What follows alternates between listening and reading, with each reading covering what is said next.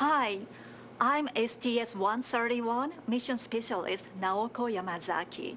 You are watching NASA TV.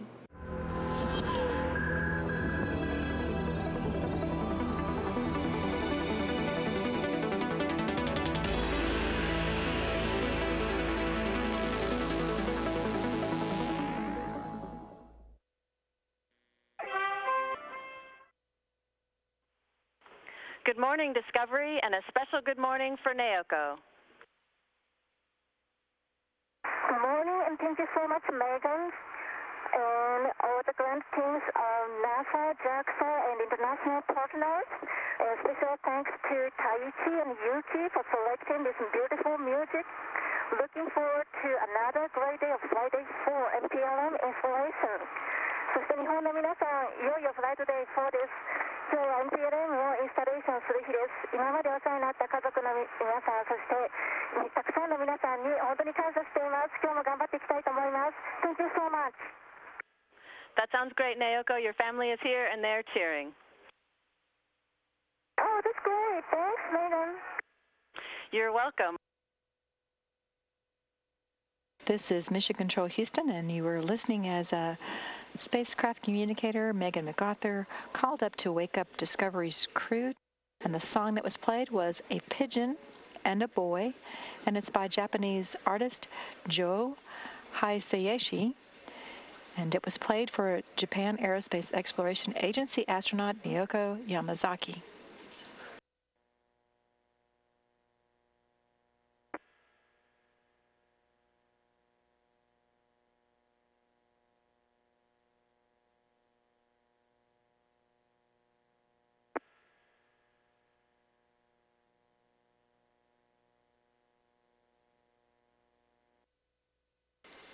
As you can see, the space station's robotic arms moved in now and has a grip on the multi-purpose logistics module inside the space shuttle's cargo bay.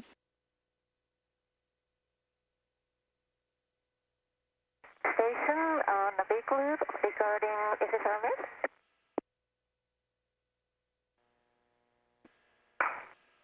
Go ahead, Naoko, regarding SSRMS. Yes, on step 3.5, we grappled, and the tension is about 5,200, between 5,200 and 5,300. So I'd like to make sure you're happy with that carriage tension.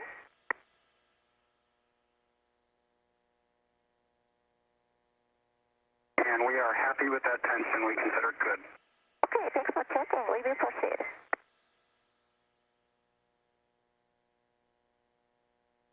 Our pleasure. Be coming up on kill camera activation soon.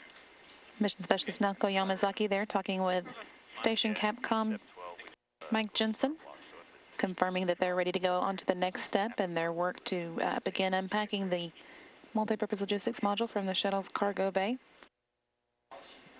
Yamazaki is joined inside the station's Destiny laboratory at the robotic workstation by Mission Specialist Stephanie Wilson, and helping them out with making sure they get good video views of the work that they're doing is pilot Jim Dutton.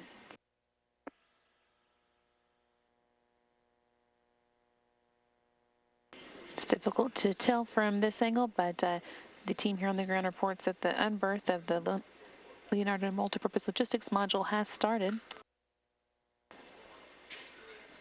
Mission Specialist Stephanie Wilson and Naoko Yamazaki working at the robotics workstation inside the station's Destiny laboratory to control the 57-foot long robotic arm to lift that 13.6 ton temporary module out of the shuttle's cargo bay.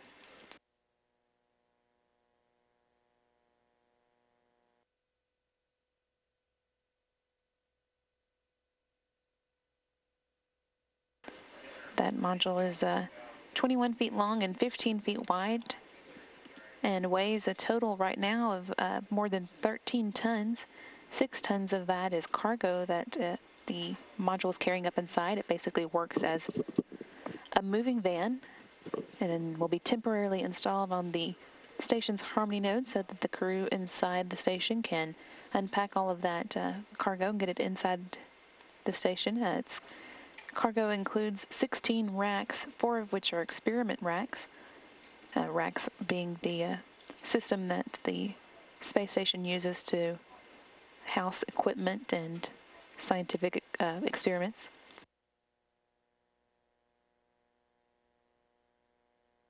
As I was saying, 4 of those racks are experiment racks. The World Observation Research Facility, which is going to help improve the Earth observation work that's done from the station's Destiny Laboratory window. There's also a experiment rack that will help improve or help prevent some of the muscle atrophy that generally occurs in astronauts when they live for a long time in space. And there's a new freezer for the International Space Station to keep the science experiments that they take part in cold and until they're ready to be returned to the Earth. And one other experiment rack called Express Rack 7. That's a system that will provide several different science experiments with power and water and other things they need to be successful, as well as just giving them a way to house it on the International Space Station. The other 12 racks include 1 system rack for the space station and 11 racks of cargo stored in racks and platform to be transferred over. The team here on the ground reports that the robotic arm is in motion and moving the Leonardo module into place for docking to the space station's Harmony node.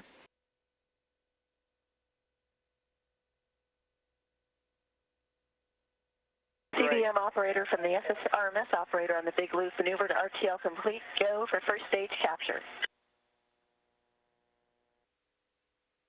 And the Houston station on the Big Loop, we're starting CBM first stage. Leonardo Multipurpose Logistics Module has officially been installed on the station's Harmony node. 2 days, 18 hours, and 3 minutes into Discovery's STS-131 mission.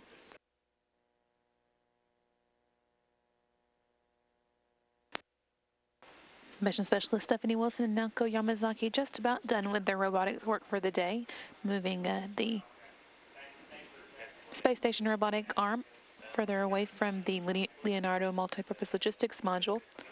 Once they get the arm put away and into its overnight position, that'll be the end of robotics work for today, but it'll be called into action again tomorrow for the first spacewalk of the mission, where it'll be helping transfer the new ammonia tank assembly out of the shuttle's cargo bay and onto a temporary stowage place on the station's starboard truss segment.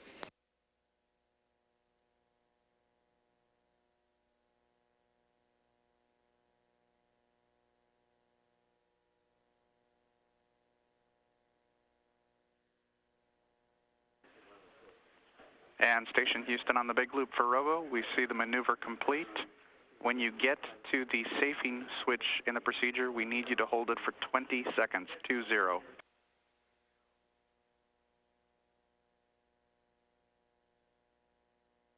Houston, we understand when we apply safing, you'd like us to hold the switch for 20 seconds. Good copy.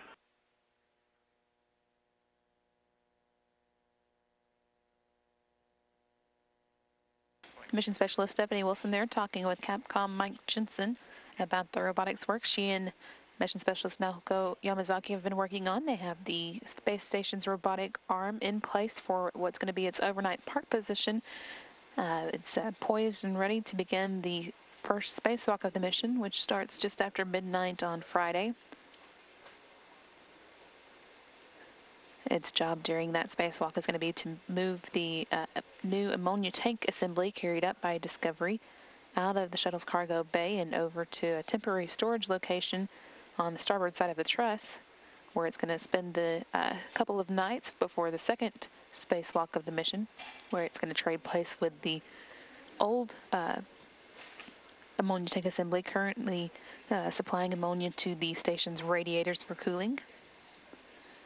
It's going to be a complicated set of spacewalks with a lot of robotics work and a lot of robotics work between the spacewalks as well to get moved to different locations to give it the reach necessary to perform all of the swaps of the ammonia tanks that are planned. Look here down into the vestibule between the Leonardo multi-purpose logistics module and the Harmony node. You can see that the hatch on the Harmony side has already been opened and the crew is working in that area between the two called the vestibule. In this view, Mission Specialist Clay Anderson and Flight Engineer Suichi Noguchi.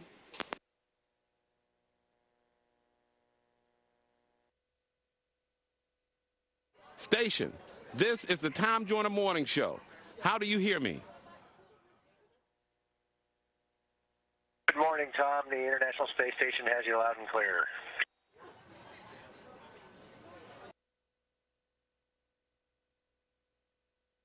We are ready for questions. No, that's what they're supposed to say. That's what they say. Okay, okay. Okay, are you ready for questions? And Tom, we're ready for your questions. This is, I assume this is Commander Alan Poindexter. He's the mission specialist. And do you have astronaut Stephanie Wilson there, sir? She is here. Hi, Tom. How are you? I'm doing very well. And how things going? They're going very well. It was a great day on the space station. We were able to install our cargo carrier, and we'll be delivering a great experiment to the International Space Station. I understand you had some problems when you docked on the space station with your radar antenna. Is everything all right? Will you be able to make it back? Things all right. We'll be able to make it back just fine, and especially since we're here at the space station, we can use some of their assets. Now, NASA has, this is the first crew in space with 3 female and 2 Japanese astronauts in the crew.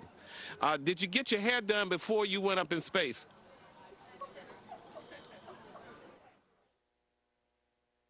Of course, I always try to represent NASA as best I can, so hopefully I'm looking pretty good.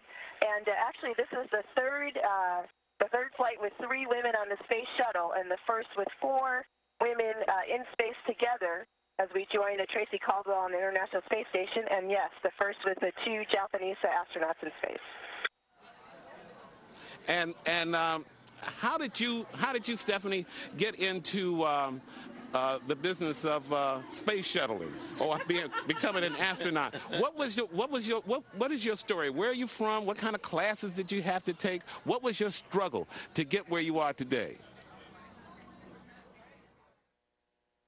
Oh, I was very interested in math and science, and I interviewed an astronomy professor in middle school, and that was the beginning of my dream to travel in the stars. And your struggle, was it a struggle to get to where you are? Struggle takes a lot of hard work and dedication, so the young people out there, they study hard and stick with it. They can do it too. I'm in Orlando this morning with the Census Bureau. We're counting right now. Have you filled out your census form before you went up in space? I did fill out my census form before coming to the space station, but I did have to file an extension on my taxes. Because this mission is 13 days long. So, well, will you? I know we don't have any more time, but there are a lot of parents who are listening right now. And what can you tell the parents on how to encourage their kids to do what you're doing? Absolutely. If they encourage their children, if they support them and expose them to different opportunities, going to museums, going to airports, all of the opportunities that school field trips have, and just open opportunities to them, then they will have big dreams, and they can pursue whatever their hearts desire. That's cool. And do you have your iPod with you? What are you listening to up there in space? I have an iPod. I have some tunes to exercise to, and I also have some spiritual music for reflection. Discovery ISS, this is WVIT-TV. How do you hear me?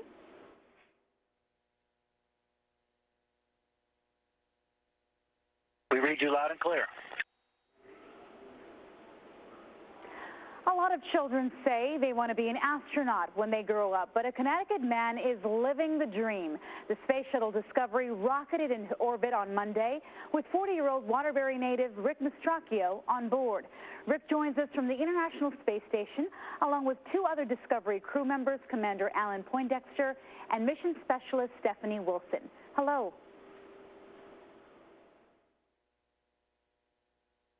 How are you today? I'm great. I understand there's a delay. We understand that. But Rick, let's start off with you. You played a special lead role on this trip, so tell us more about that. I am one of the spacewalkers along with Clay Anderson, and what we'll do is tomorrow we'll go out for our first spacewalk to begin the installation of a new ammonia tank on the International Space Station, and then we'll finish up that task over two more spacewalks later on in the week. Now, Stephanie, you helped set a record for the most women in space at the same time.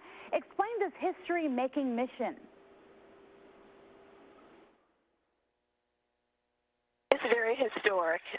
We, of course, are very fortunate to have had many women come before us to fly in space, and so we're very thankful for their contributions and their dedication to make it possible for the ladies on this flight to have an opportunity. We have many in the astronaut office that are very supportive and are good mentors, and so we have a lot of experience to draw from. Well, you are making me extra proud. Alan, this next question is for you. The crew is on a 13-day mission. What kind of work do you have planned? I know you're very busy.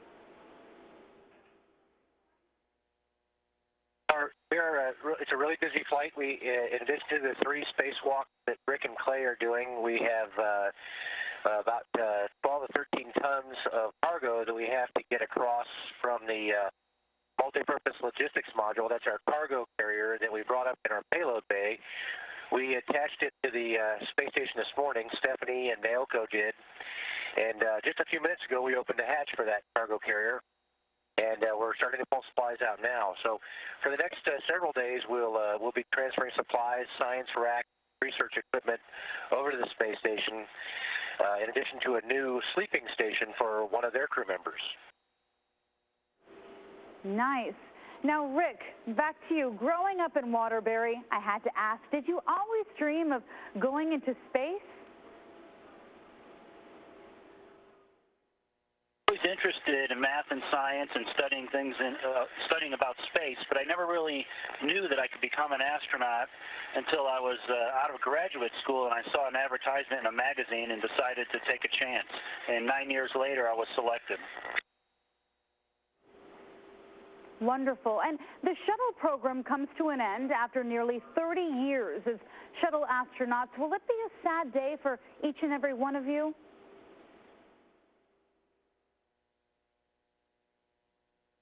I don't consider it a sad day at all. You know, the shuttle has left a great legacy throughout its history.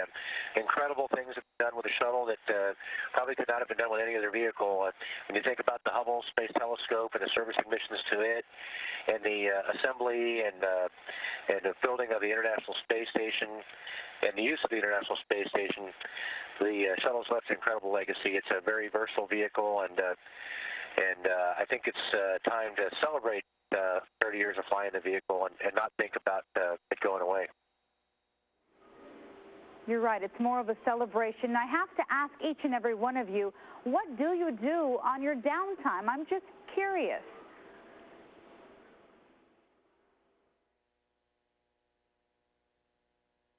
Well, one of the great things about being in space is being able to look at Earth and the view out the windows. And so a lot of us spend time looking at Earth and reflecting on the spectacular view. Yeah, I have to agree. We spend a lot of time looking out the window, any spare time that we have, which is not much, I should say, and then we just enjoy this enormous space station that we have. This thing is incredible, and it's just fun to explore.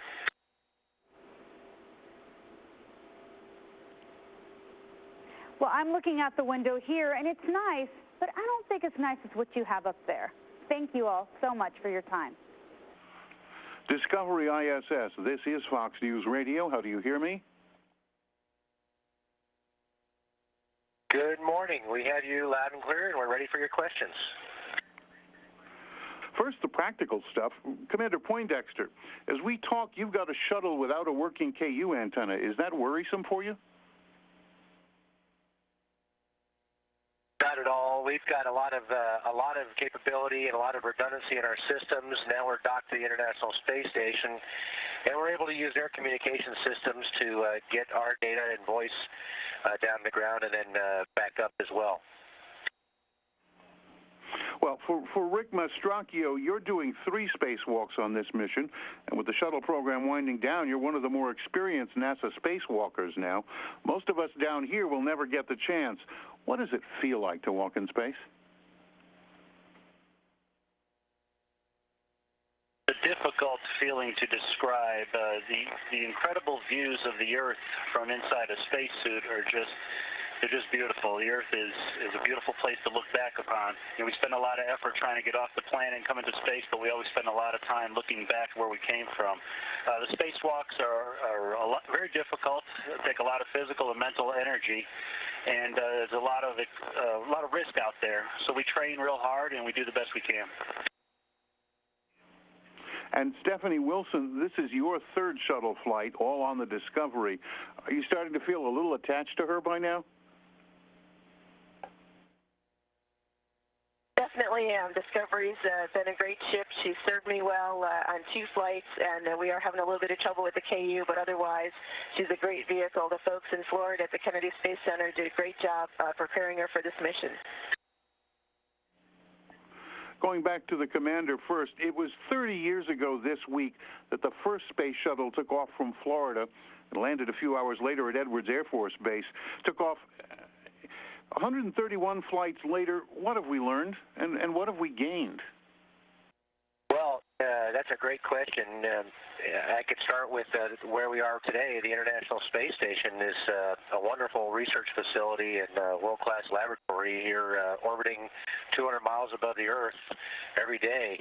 The combined weight of the shuttle and station is approaching 1 million pounds, or just over 1 million pounds. And it's a marvelous facility. We have 13 people on board right now. And without the shuttle, we would not have been able to build this facility the way we did. You can also look back at the Hubble Space Telescope, its deployment and the servicing missions to the Hubble. Again, all due to the versatility of the space shuttle, we get the magnificent views and great science and research that the Hubble Space Telescope provides. For all of you, please, as you know, NASA's plans for the future have changed, and those changes will affect the 3 of you very profoundly. Do you think this could be your last trip into space, or do you think you'll be involved as the space program evolves and changes? Well, I can't speak for the others, but I certainly hope to return to space someday. Of course, I'm not getting any younger, but NASA will build a new vehicle in the upcoming years, and I hope to be part of it. And I agree with Rick. This is certainly a special experience, and I hope to have another opportunity to perhaps be a member of a long-duration flight on the International Space Station. One last question, and that is, there are youngsters who will be listening to this. What do you want to tell them if they're thinking they want to go into space? Give them some direction. What should they be doing now? I think the best direction we can give our youngsters today is to dream big and follow those dreams. Work hard to attain your goals. Do something you enjoy, and work very hard at it. I think that's the key to success in life, is to do something that you're happy with and work really hard at it and be the best you can be. They should study hard.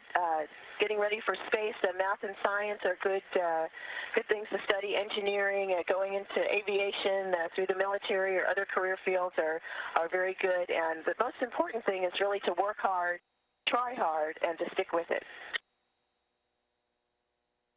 Yeah, I think the commander and Stephanie summed it up pretty well.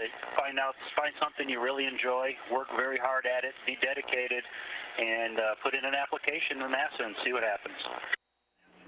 As you can see, the hatches are open between the Leonardo Multipurpose Logistics Module and the Harmony node.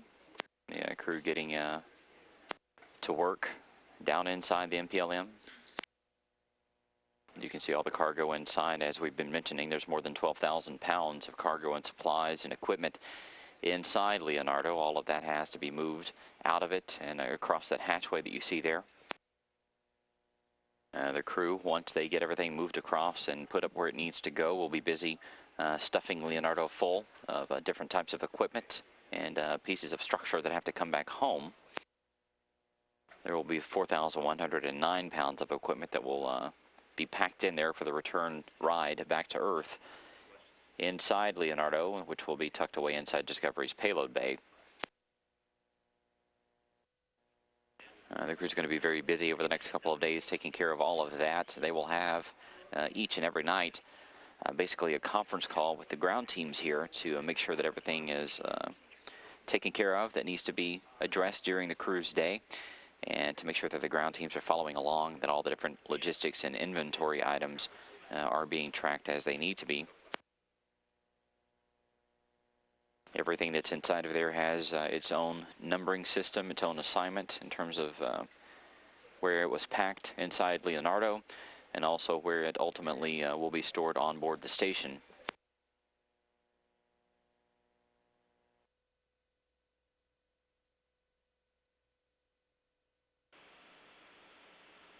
And Airlock Houston, we are on board with you, and we're ready to watch the see the RGA at any time. Yeah, Houston, we already packed it up. We took some photos. Sweetie took a couple of photos of it, so they'll get downlinked there. It's not a big deal. Just some of the paint was scratched. We just want to make sure it gets documented. But thanks for asking. Okay, and we copied his photo call earlier, so we'll get that down.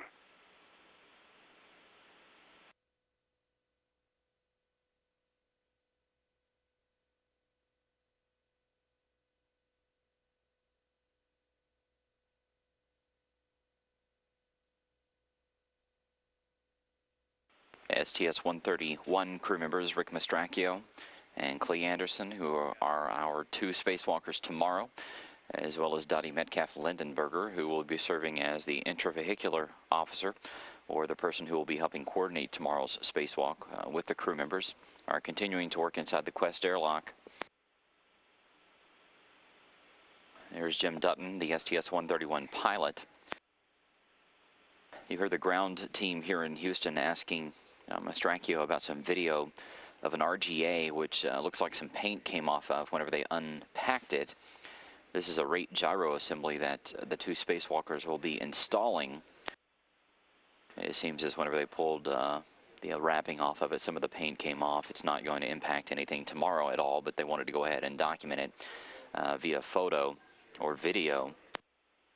So they took some pictures of it, and we'll send those down to the ground just to have those for record.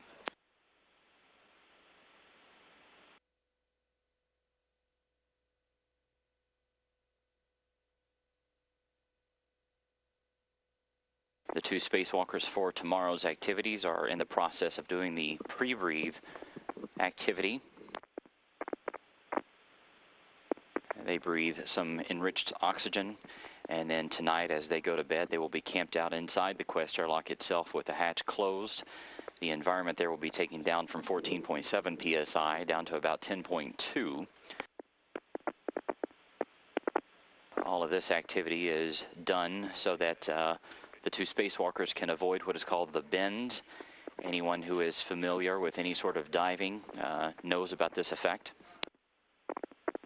But the reduced pressure allows all the nitrogen inside their bloodstreams to evacuate.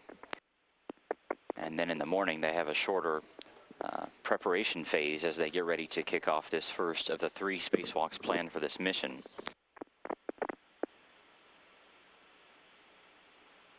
There's STS-131 pilot Jim Dutton. He, as well as Stephanie Wilson, will be piloting the station's robotic arm tomorrow during the spacewalk activities.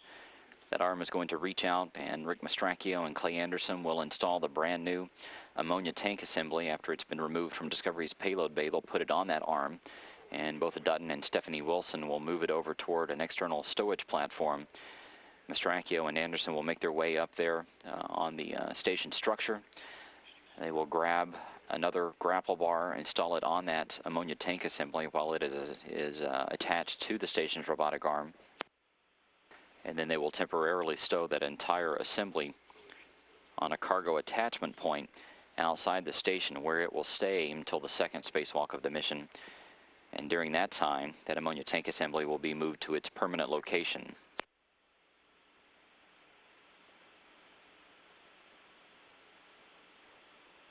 And Houston airlock for the camp out. We'd like to start closing the Node 1 starboard hatch here in about 1 minute.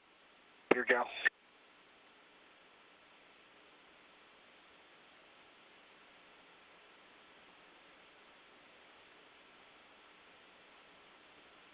Airlock Houston, your go for hatch closure now.